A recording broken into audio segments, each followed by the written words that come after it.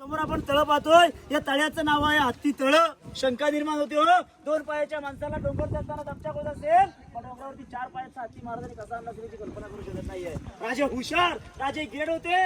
राजांचा राज्याभिषेकाचं poster जर शाळेच्या भिंतीवरती कधी पाहिलं असेल नसेल, पण त्या पोस्टर मध्ये वाईट टोपी काढून आपल्या शिवरायांना मानाचा मुजरा करताना दोन इंग्रज वकील बघायला भेटतील बघा. ते एका इंग्रजाचं नाव होतं इंद्रिया ऑक्झेंटर. हा गडाच्या पायथ्यापासून गडाच्या माथ्यावरती पायी चालत झाला. गडावरती येत असताना तो दमछाक झाला, राजांच्या नगरखान्यासमोर गेला. त्याने चार पायाचे हत्ती पाहिले.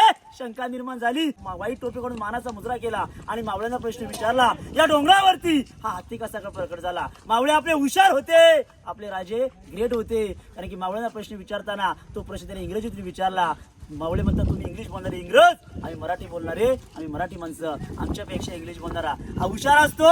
याचं उत्तर तुम्ही दिलं तर बरं होईल. आणि त्या इंग्लिश बोलणारा इंग्रजाला काय कळणार हो. आपल्या शिवरायांची दूरदृष्टी, आपल्या छत्रपती दूरदृष्टी होती. शिवरायांना माहिती होतं लहानापासून मोठं करता येतं, पण मोठ्यापासून कधी लहान करता येत नव्हतं. आपल्या महाराजांची दूरदृष्टी बघा काय होती. महाराजांना माहिती होतं मोठं हत्ती आणणं गडावरती शक्य होणार नाहीये, म्हणून रायगड बांधायला घेतला की नाही, त्या टायमाला हत्तीची पिलं पालखीत बसून डोंगरावरती आणून लहानाची मोठी या डोंगरावरती गेली. याला म्हणतात शिवरायांची